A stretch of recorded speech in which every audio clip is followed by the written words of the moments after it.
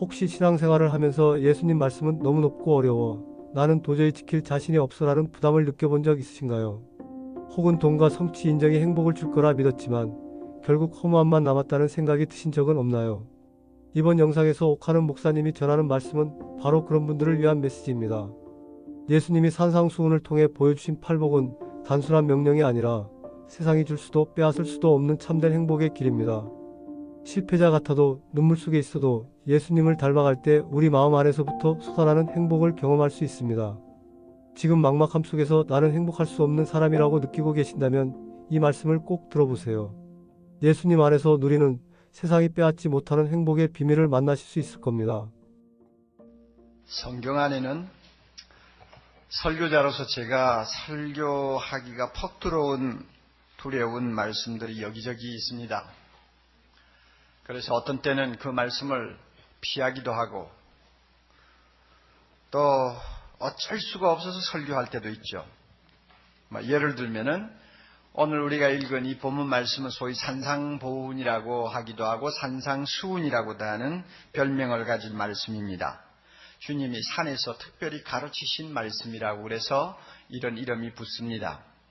이 산상수훈에 관한 내용은 제가 설교하기가 좀 부담스럽고 두려워지는 내용 가운데 하나입니다. 왜 그런가 하면 이미 여러분이 내용을 좀 읽으셔서 알겠지만은 의를 위하여 핍박을 받는 자는 복이 있다. 내가 과연 의를 위해서 핍박을 받을 사람이 될까? 한 번도 안 받아봤으니까 자신이 없는 거죠. 정말 나는 온유하냐 하고 물을 때 금방 대답이 안 나오는 것이죠. 그리고 산상수훈 좀 더 넘어가 보면 겉옷을 달라는 자에게는 속옷까지 내어주라. 그런데 내가 과연 그럴 수 있는 사람인지 알 수가 없는 거예요. 종종 우리가 이제 산상보훈의 말씀을 읽습니다만 그때마다 이 말씀은 저를 땅바닥에 내동댕이 치듯이 참 충격을 주고 자신감을 꺾어놓기도 합니다. 너무나 수준이 높은 말씀이기 때문에 그래요. 그렇게 부담스러우니까 목사가 부담스러운 말씀을 교인들에게 어떻게 마음 놓고 전할 수 있냐 하는 이런 생각이 자주 들지요. 그러다가 보니까 20년이 넘도록 산상수훈 가운데서 여기저기 단편적으로 몇 번 설교는 했습니다만 전체를 놓고 강해를 한 일은 한 번도 없습니다. 1년 전쯤 되었을까요? 어느 형제가 저에게 편지를 보낸 것이 있었습니다. 자신이 주일 예배에 참석해서 은혜를 받은 이야기를 저에게 나누고 싶어서 보낸 편지였는데 편지를 다 쓰고 말미에 이런 말을 했어요. 목사님, 언젠가 산상수훈을 강의해 주실 날을 기다리겠습니다. 이상하게 그 편지를 읽고 난 다음 저의 마음에는 늘 따라다니는 음성이 하나 있었습니다. 내가 아무리 부담스러워도 산상수훈을 설교해야 돼. 이런 음성이었습니다. 사실 목사라는 위치는 주님께서 가르쳐 지키게 하라는 모든 말씀을 가르쳐야 될 책임을 지고 있습니다. 자기 마음에 좀 부담이 없는 말씀만 설교하라고 주님은 절대 말씀하지 않았어요. 비록 설교자가 지키지 못하는 어려운 말씀이라 할지라도 주님이 말씀하셨으니까 꼭 전해야 될 엄숙한 명령이 저에게 주어져 있습니다. 그래서 아무래도 이제는 산상수훈을 좀 본격적으로 묵상하면서 설교할 수 있어야 되겠다 하는 생각을 하게 됐습니다.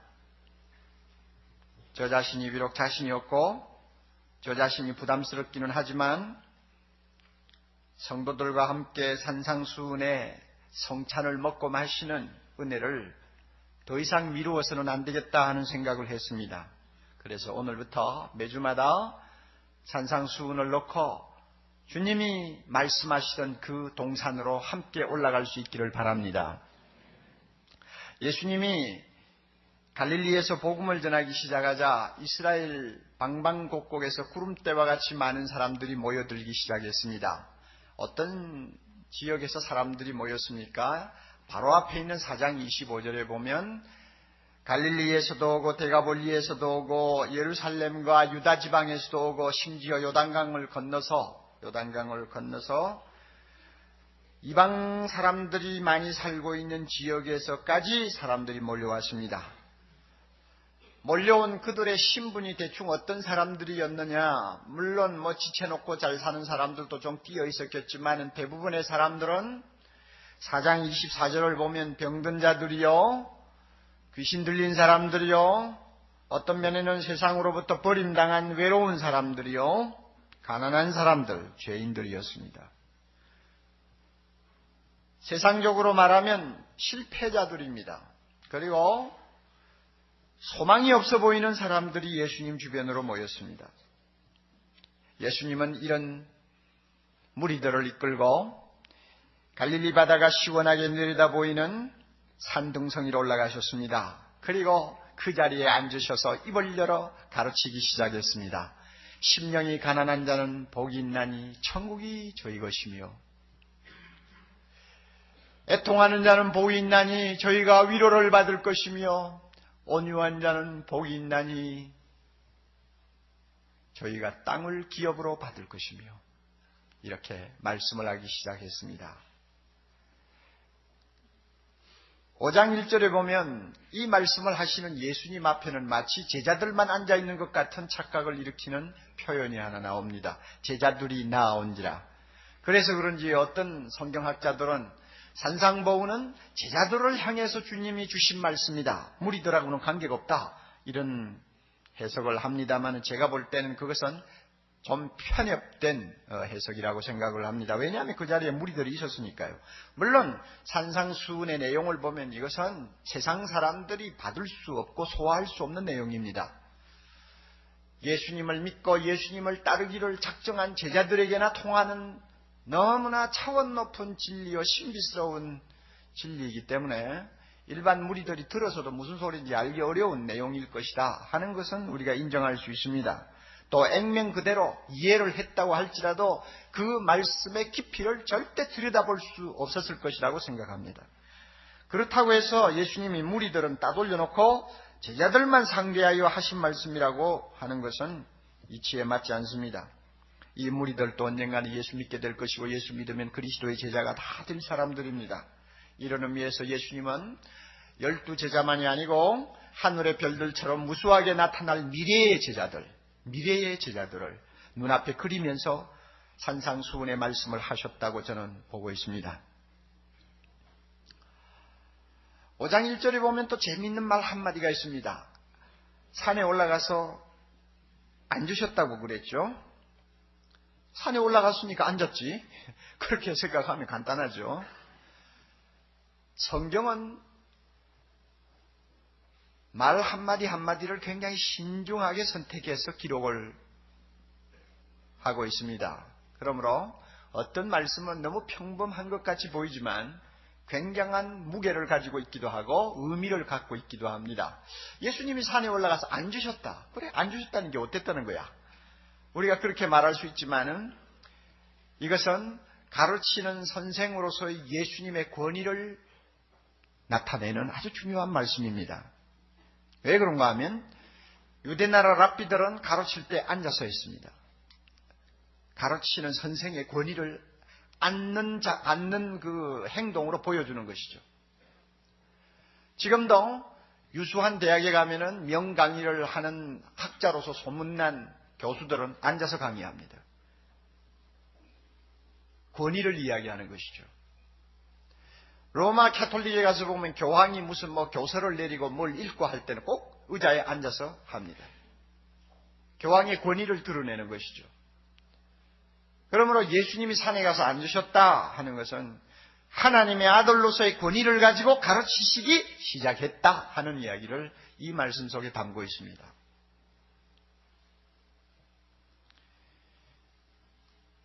예수님의 그 가르치심이 얼마나 권세가 있었는지, 얼마나 박력이 있었는지, 얼마나 무게가 있었는지 들은 사람들이 놀랬어요.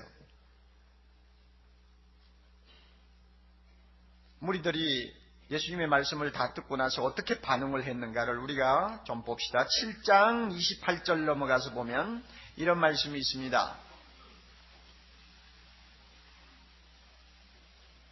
7장 28절 예수께서 이 말씀을 마치심에 산상수훈을 다 이제 마치시고 이제 끝냈어요. 무리들이 그 가르치심에 놀랬다 그랬습니다. 왜 그런가 하면 그 가르치시는 것이 뭐와 같았다고요? 권세 있는 자와 같다. 참 이거 뭐 도무지 감히 얼굴을 들고 볼 수가 없을 만큼 권위를 가지고 가르치시는 분이라는 것입니다. 그리고 저희 서기관들과 같지 아니했다. 서기관들은 직업적으로 가르쳤잖아요. 직업적으로 가르치면 아무래도 감동이 적고 또 직업적으로 가르치는 사람의 말은 권위가 좀 약합니다. 그러나 예수님은 그렇게 직업적으로 형식적으로 가르치는 분이 아니었어요. 말 한마디 한마디가 사람들의 심금을 울렸습니다.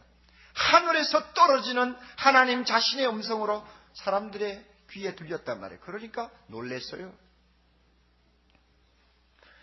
앉아서 가르치신 주님의 그 태도에는 이와 같은 권위가 있었습니다. 이 시간 우리도 예수님의 이 권위를 느낄 수 있어야 합니다. 예수님은 하나님의 아들이십니다. 예수님은 천하 만물을 창조하신 만유의 주가 되십니다. 할렐루야. 이 예수님이 비록 초라한 인간의 모습을 입고 앉으셨지만 하나님으로서 우리를 가르치고 계십니다. 오늘 이 자리에 계십니다. 우리 마음에 와서 계십니다. 그리고 2000년 전에 갈릴리 바다가 보이는 언덕에서 가르치시던 그 말씀을 우리에게 지금 들려주시는 것입니다. 그러므로 그 권위 앞에 우리는 압도되어야 하고 그 권위 앞에 무릎을 꿇고 이 말씀을 들어야 합니다. 교만한 생각이 여러분의 마음속에 고개를 들지 않도록 하십시오. 산상수훈 그거는 이상론이야. 그대로 순종하면서 살 사람이 이 세상에 몇 사람이나 돼. 이런 생각이 여러분 마음속에 들고 일어난다면 이것은 앉아서 가르치시는 예수님의 권위에 정면으로 도전하는 사람이라는 것을 알아야 합니다. 또 잘못하면 우리는 이런 생각을 할 수 있습니다. 이 말씀들은 액면대로 받으면 곤란해. 현실에 맞게 적당하게 각색을 해서 받아야 돼 하는 생각을 여러분이 하면서 이상하게 이 말씀을 가지고 설교하는 목사를 비판하고 싶고 여러분들이 뭔가 좀 한마디 하고 싶은 충동이 생기면 여러분은 예수님의 권위에 도전하는 교만한 태도를 마음에 갖고 있다는 것을 인정하시고 그 마음을 빨리 꺾어야 합니다. 예수님의 말씀은 권세가 있습니다. 그러므로 우리가 귀담아 들으면요, 마음이 아무리 캄캄한 사람이라도 하늘에서 삐치삐치물 비치는 은혜를 맛보게 될 것입니다. 또 우리의 마음이 굳어서 그 말씀을 잘 받아들일 수 없다 할지라도 그 권위 있는 말씀에 귀를 기울이면 우리 마음의 빗장을 열고 그 말씀이 깊이 들어와서 우리의 마음에 자리를 잡는 것을 여러분이 발견하게 될 것입니다. 이와 같은 은혜가 있기를 바랍니다. 에레미야는 하나님의 말씀을 받은 다음에 그는 이렇게 고백합니다. 내가 주의 말씀을 얻어먹었사오니 막연히 귀로 듣는 거 아니요.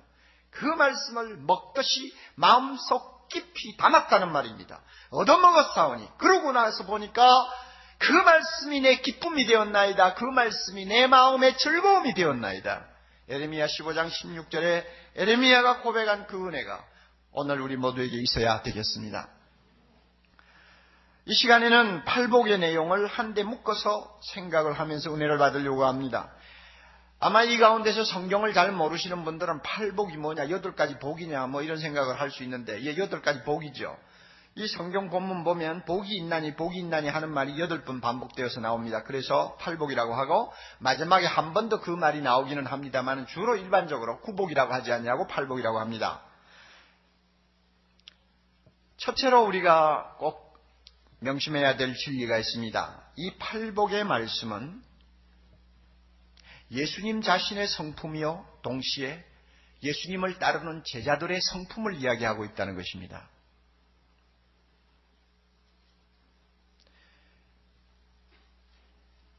이 본문 말씀은 우리가 세상에 태어날 때부터 선천적으로 가지고 나온 본성을 이야기하는 것이 아닙니다. 심령이 가난한 자, 본성하고 관계가 없어요. 물론 사람들 중에는 천성적으로 겸손한 사람도 있고 눈물이 많은 사람도 있고 성격이 부드러운 사람도 있고 의분이 강한 사람도 있습니다. 그러나 주님은 그런 생물학적인 특징을 지금 여기서 논하는 것 아닙니다. 뭐냐 그러면 예수를 믿는 사람은 이러이러한 성품을 갖게 될 것이다 하는 것입니다. 주님의 입장에서 보면 나를 따르는 자는 내가 갖고 있는 성품이 이러한 즉 너희의 성품도 이러해야 하느니라 하는 것을 지금 팔복을 가지고 가르쳐주고 계십니다. 거듭난 사람, 하나님의 새 생명을 가지고 하나님의 자녀로 태어난 사람만이 닮아갈 수 있는 주님의 성품이요, 또 자기 것으로 만들 수 있는 주님의 성품을 여기서 가르치고 계십니다. 그러므로요, 이 8가지를 개별적으로 떼놓고 생각을 하시면 안 됩니다. 무슨 말씀인가 하면 어떤 사람은 특별히 마음이 온유하다, 또 다른 사람은 심령이 가난하다. 이래서 한 사람 한 사람이 각각 한 가지씩 소유하는 성격으로 보시면 안 된다 그 말입니다. 이 품성은 예수님을 닮아가기를 원하는 한 사람의 온전한 성품을 가리킵니다. 왜냐하면 이 8가지는 예수님 자신의 성품이에요. 그러므로 그 예수님 자신의 성품이 내 것으로 받아들여졌을 때 내 안에서 나타나는 새로운 성품이요, 거룩한 성품을 이야기합니다. 팔복이 예수님 자신의 성품을 이야기하는 것이기 때문에 흔히 예수님의 초상화라고 이름을 붙이는 사람도 있습니다. 마치 그런 것 같아요. 팔복을 가만히 읽으면서 그 내용을 음미하면 예수님을 보는 것 같아요. 예수님의 초상화를 우리가 보는 것 같습니다. 8가지의 칼날을 가진 수천 개의 작은 돌로 만들어진 예수님의 모자이크 초상화 같습니다. 여러분 모자이크 그림이라든지 모자이크 어떤 작품을 감상하신 일이 있죠. 작은 돌들은 여러 가지 색깔을 띠고 있지 않습니까? 파란색, 초록색, 노란색, 흰색 등요. 우리가 얼굴을 모자이크에 가까이 대고 가만히 들여다보면 돌 하나하나의 아름다움을 음미할 수 있습니다. 그러나 그 모자이크로부터 몇 걸음 뒷걸음질해서 전체를 보면 이 작은 돌들이 모여서 아름다운 하나의 그림을 우리에게 보여주는 것을 알게 됩니다. 팔복이 꼭 같아요. 심령이 가난한 자는 복이 있나니 하는 말씀 하나하나 뜯어보아도 그 나름대로 은혜가 풍성하지만 조금만 뒤로 물러서서 팔복 전체를 우리가 이렇게 깨닫고 또 마음에 담고 생각하면 예수님의 거룩하신 모습이 우리 눈앞에 나타나는 것을 볼 수 있습니다. 예수님의 그 모습에는 심령의 가난함이 있습니다. 애통함이 있습니다. 온유함이 있습니다. 의에 줄이고 목마름이 있습니다. 예수님의 그 얼굴에는 화평이 있고 의를 위해 핍박을 받은 흔적들이 남아 있습니다. 예수님의 초상화가 보여요. 그러므로 주님이 이 말씀을 권위 있게 하시는 저희가 뭐냐? 내가 이러하니 너희도 이러해야 된다 하는 것입니다. 너희는 모두 나처럼 되라 하고 말씀하는 것입니다. 우리는 예수님처럼 되어야 합니다. 헨리 나우엔의 말처럼 진정한 구원은 작은 예수가 되는 것입니다. 막연히 천당 들어가는 것을 의미하지 않습니다. 예수 믿고 구원받았다 그 말은 예수님을 따라가는 자요, 예수님을 닮는 자요, 결국에는 예수님과 똑같은 사람이 된다는 것을 의미합니다. 그러므로 우리 모두가 예수의 제자입니다. 팔복의 내용은 예수님 자신의 성품이기 때문에 그를 배우고 따르고 담기를 원하는 사람은 그 말씀을 마음에 담고 늘 묵상해야 합니다. 그래서 나도 모르게 주님을 닮아가도록 노력을 해야 합니다. 여러분 이 자리에 와서 말씀을 듣고 계시지만 예배를 마치면 무슨 말씀을 들었는지도 모르고 다 잃어버리고 또 일주일을 살아야 될 사람도 많아요. 이번만은 그러지 맙시다. 돌아가서 팔복의 말씀을 앞에 놓고 여러분이 매일매일 한마디 한마디를 음미하며 묵상하세요. 이것이 주님의 성품이라는데, 주님을 닮아가는 내가 이 말씀을 어느 정도 소화하고 이 말씀대로 내 자신이 주님처럼 빚어지고 있는가를 여러분이 검토하시기를 바랍니다. 우리가 어떤 사람을 존경한다고 합시다. 존경하는 그 사람하고 참 가까워지고 그 사람과 깊은 관계를 유지하면 유지할수록 우리는 그분을 닮게 됩니다. 그럴 기회가 별로 없는 사람은 그분의 사진을 벽에다 걸어놓고 하루에 한두 번씩 쳐다보면서 그분의 정신을 이어받으려고 하고 그분이 남긴 족적을 따라가려고 합니다. 세상에서도 그렇지 않아요. 그런데 예수님을 닮는다고 하면서 우리가 하나님의 말씀을 그저 한 번 듣고 다 손 씻듯이 씻어버리고 세상을 살면 주님을 닮을 수가 없죠. 이번 한 주간 동안 이 말씀 한마디 한마디를 여러분이 매일 묵상하세요. 그러면 그 말씀이 나의 성품을 심는 씨앗이 되어서 나로 하여금 주님을 닮아가도록 계속 작업을 할 것입니다. 그래서 나도 모르는 사이에 나는 주님을 닮은 사람이다 하는 말을 들을 수 있도록 우리 모두가 노력해야 될 것입니다. 또 한 가지 생각할 것이 있습니다. 이 팔복은 예수님 자신의 행복을 우리에게 가르쳐주고 있습니다.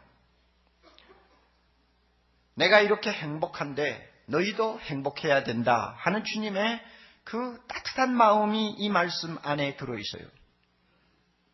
주님이 그러잖아요. 심령이 가난한 자는 복이 있나니, 복이 있나니 하는 이 말투는 감탄사입니다. 우리나라 번역으로는 복이 있나니 약간 감탄의 어떤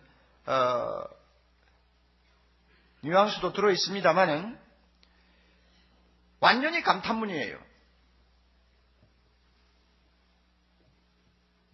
심령이 가난한 자들의 행복이여 하는 말과 같습니다. 온유한 자의 행복이여, 의를 위하여 핍박을 받는 자의 행복이여 하는 말씀이에요. 심령이 가난하면 얼마나 행복한지 아니? 화평케 하는 생활을 하면 얼마나 행복해지는지 아니? 그 행복은 말로 표현할 수 없는 것이다 하는 감탄, 감격이 이 말씀 속에 들어있어요. 우리가 이것을 볼 줄 알아야 합니다. 복이 있나니 하는 말은 마카리오스라고 하는 헬라어 말입니다.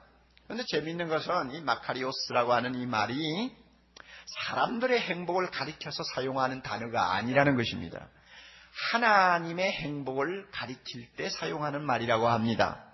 그러므로 심령이 가난한 자 복이 있나니, 의에 줄이고 목마른 자 복이 있나니 할 때 의에 줄이고 목마른 자의 행복인데 이 행복은 하나님이신 예수님 자신의 행복을 가리키는 것입니다.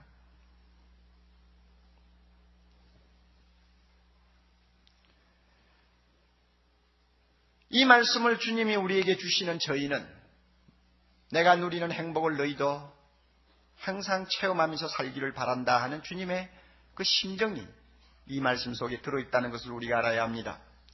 너희도 나처럼 심령이 가난하면 행복한 자가 될 수 있느니라 하시는 주님의 말씀이, 주님의 속삭임이 이 가운데 있습니다.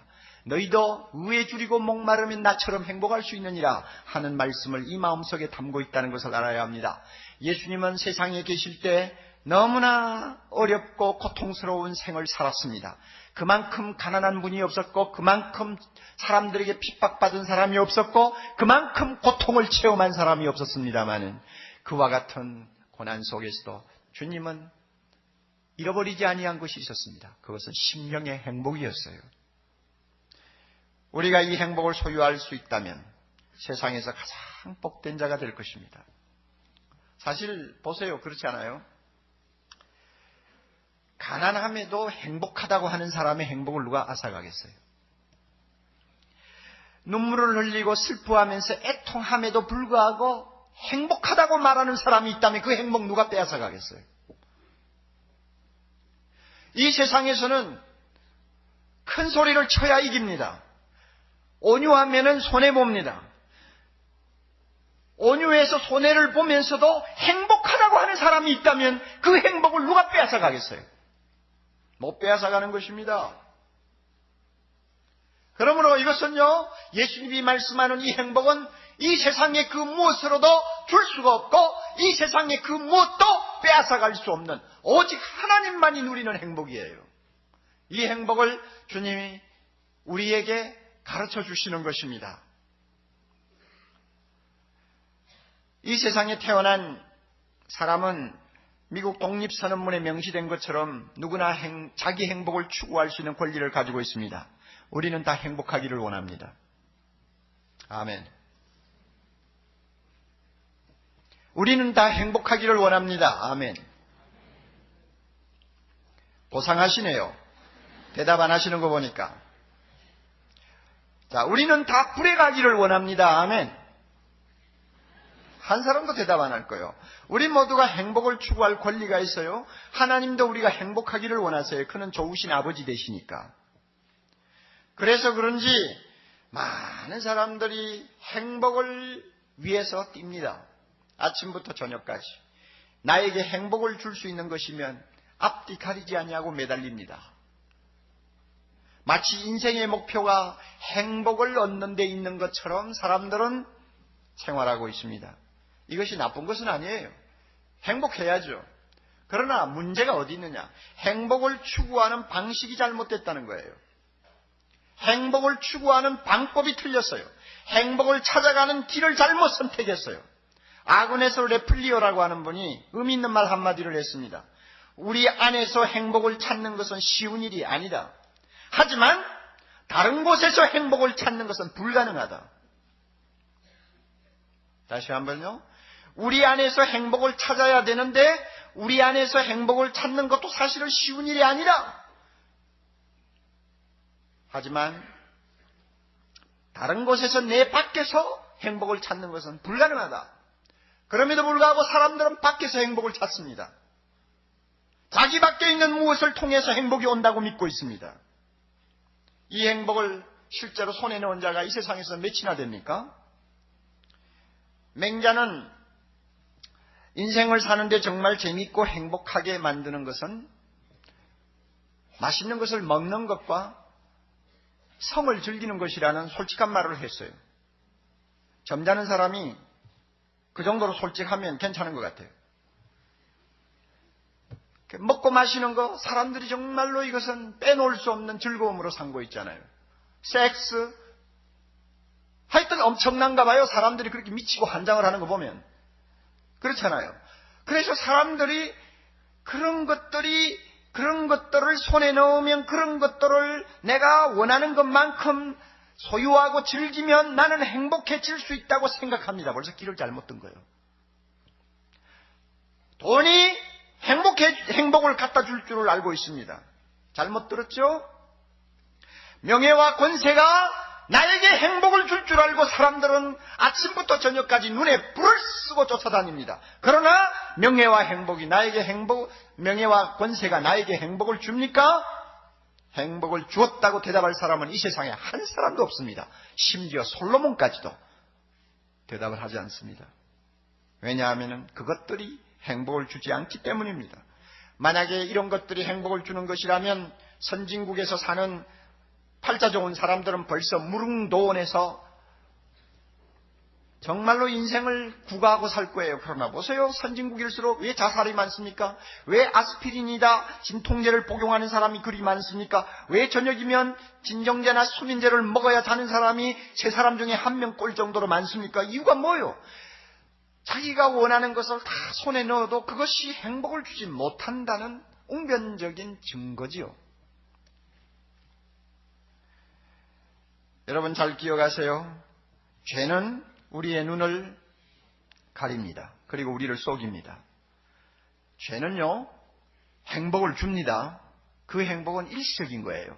행복을 줍니다. 죄에 끌려가면요, 일시적으로는 굉장히 만족스럽고 행복해집니다. 섹스를 추구하든지, 아니면은 돈을 추구하든지, 아니면은 어떤 무엇을 추구하든 간에 죄는 우리를 잠깐 행복하게 만듭니다. 그래서 사람들이 속아 넘어가는 거예요. 그 속임수에 빠지는 거예요. 그러나 우리가 확실히 알고 있어야 합니다. 모두가 거짓이요. 쾌락도 우리에게 행복을 주지 못합니다. 재물도 행복을 주지 못합니다. 명예나 권력도 행복을 가져다 주지 못합니다. 그 모든 것은 결국은 전도서가 선언한 것처럼 헛되다로 귀착된다는 것을 잊어서는 안 됩니다. 헛되고 헛되며 헛되고 헛되니 모든 것이 헛되도다. 오중주의 헛됨으로 다 귀착되고 끝납니다. 그러므로 세상이 주는 것은 행복이 아닙니다. 세상을 바라보고 행복을 추구하는 것은 어리석은 행동입니다. 이런 이유 때문에 예수님은 진정한 행복의 길이 어디 있는, 행복의 길이 어디 있는가를 우리에게 말씀하고 있습니다. 예수님을 왕으로 내 마음에 모시고 그분의 성품을 닮아가기를 애쓰는 사람은 하나님이 누리시는 그 행복을 맛볼 수 있다는 것입니다. 할렐루야. 이해할 수 있습니까? 예수님을 닮으면 닮을수록 행복의 순도는 더 높아지고 진해진다고 말씀합니다. 여러분 이해할 수 있습니까? 예수님이야말로 우리 행복의 원천이 된다고 하십니다. 그 예수님, 행복의 원천 되신 예수님이 우리 안에 거하십니다. 믿습니까? 그 예수님이 내 안에 계십니다. 그 예수님이 이 자리에 계십니다. 그 예수님이 우리에게 권세 있게 말씀합니다. 행복은 밖에 있는 것 아니야. 행복은 나에게 있는 거야. 그러므로 내가 다스리는 너희 마음에서 행복을 찾으라 그거예요. 행복을 찾는 길은 어떤 것이냐? 예수님을 닮으려고 하라 그 말입니다. 예수님이 심령이 가난하셨으면 나도 심령이 가난해지면 예수님의 행복이 내 것이 된다는 것입니다. 우리가 이 사실을 깨달을 수 있다면 얼마나 좋을까요? 팔복을 가지고 우리는 이렇게 선언할 수 있습니다. 행복은 소유로 만족하는 데 있지 않다고 합니다. 예수님처럼 심령이 가난한 데 있다고 합니다. 행복은 묻고 즐기는 데 있지 않다고 합니다. 예수님처럼 애통하는 데 있다고 합니다. 행복은 강한 데 있지 않다고 합니다. 예수님처럼 온유한 데 있다고 합니다. 행복은 욕망을 충족시키는 데 있다고 하지 않습니다. 예수님처럼 의에 줄이고 목말라 하는 데 있다고 합니다.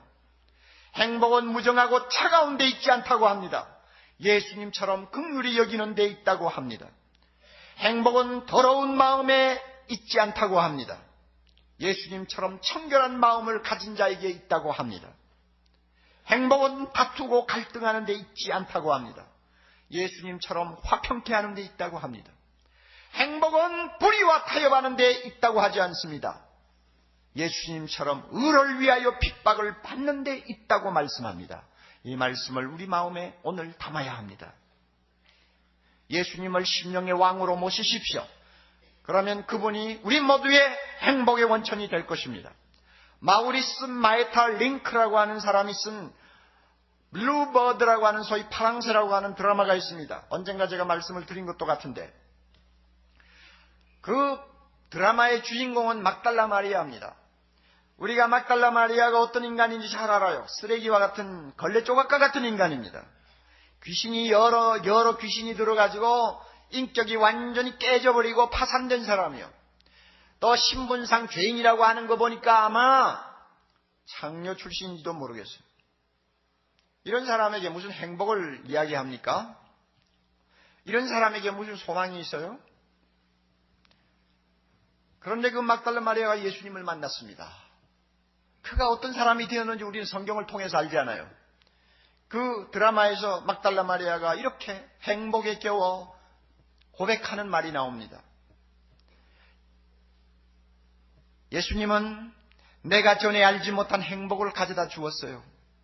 예수님은 내가 전에 알지 못하던 행복을 가져다 주셨어요.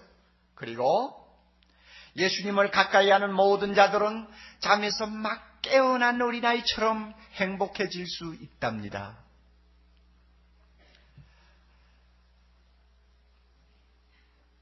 참 표현이 아름다워요. 잠에서 막 깨어난 어린아이처럼 행복해질 수 있답니다. 여러분, 행복이라는 주제를 놓고 그림을 그린다면 어떤 그림들을 그리고 싶습니까? 이 드라마를 쓴 사람은 막달라 마리아의 입을 통해서 행복은 이런 것이다 하고 표현을 합니다.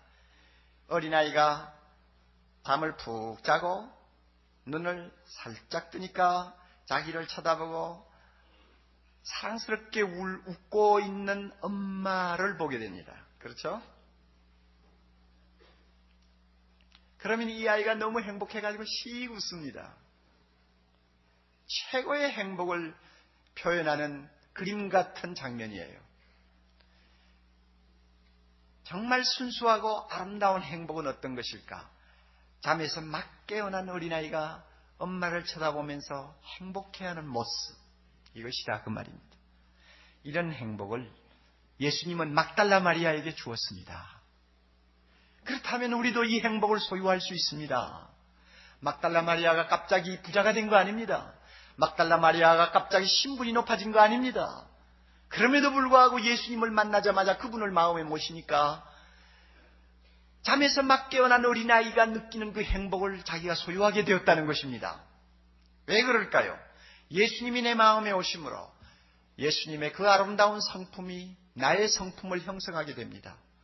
그래서 울면서도 행복해질 수 있고, 가난하면서도 행복해질 수 있고, 실패자가 되어서도 행복해질 수 있고, 또 성공하고 부유한 환경에서도 하나님의 행복을 누릴 수 있는 특별한 은총을 맛보게 됩니다. 우리 모두 이와 같은 은혜가 있기를 바랍니다. 우리 모두 이런 은혜를 받기를 바랍니다. 헛된 것을 놓고 시간 낭비하고 정력 소비하지 마세요. 예수님을 마음에 모시고 그분을 주목하세요. 그분처럼 되려고 노력을 하세요. 그분을 닮으면서 하나하나 그분의 성격을 나의 성격으로 받아들이세요. 그러면 놀라운 일이 일어납니다. 저도 그렇게 되고 싶습니다.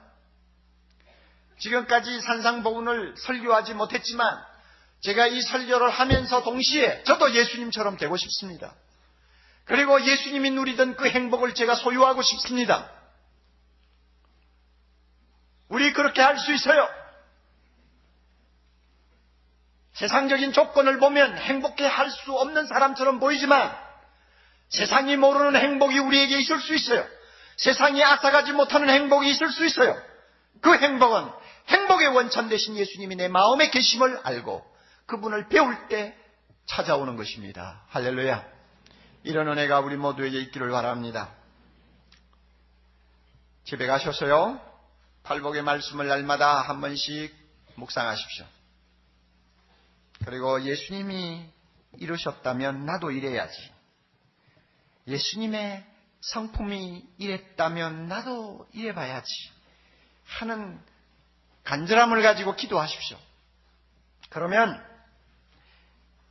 이 8가지를 통해서 드러나는 예수님의 품성이 나 자신의 품성으로 자리 잡게 될 것입니다. 그러면 나도 모르게 행복해집니다. 악을 쓰는 세상에서 내가 온유함으로써 행복할 수 있다면 얼마나 좋아요. 악착같이 모아보겠다고 하는 사람들 틈에서 가진 것이 별로 없어도 전혀 부러울 것이 없는 만족이 내 안에 있다면 세상에 이 사람만큼 행복한 사람이 어디 있어요? 내보다 앞서서 막 달려가는 사람들이 때를 이루는데 비록 나는 뒤처졌다 하는 느낌이 있어도 의에 줄이고 목마른 그 심정 때문에 내 마음에 신비스러운 행복이 자리를 잡는다면 세상에 이것만큼 좋은 거 어디 있어요? 우리 모두에게 이 행복이 있기를 바랍니다.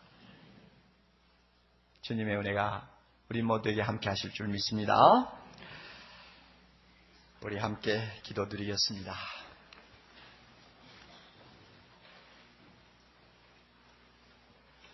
사랑이 많으신 하나님 아버지, 이 시간 귀한 말씀을 통해서 예수님이 어떠한 분인가를 배우게 해주신 것 감사합니다. 그리고 우리도 예수님처럼 닮아갈 수 있음을 알게 해주심을 감사합니다. 우리가 예수님처럼 닮아가면 예수님이 마음에 간직하고 계셨던 그 행복을 우리의 행복으로 소유할 수 있다는 소망을 주신 것 감사합니다. 하나님 아버지, 말씀 들은 귀한 주의 자녀들 진리를 깊이 깨닫는 기쁨을 주시기를 원합니다. 정말 심령이 가난함으로 행복할 수 있는 길이 무엇인가를 우리가 알게 해주시기를 원합니다. 온유함으로써 우리가 행복할 수 있다는 것이 무엇인지를 깨닫게 해주시기를 원합니다.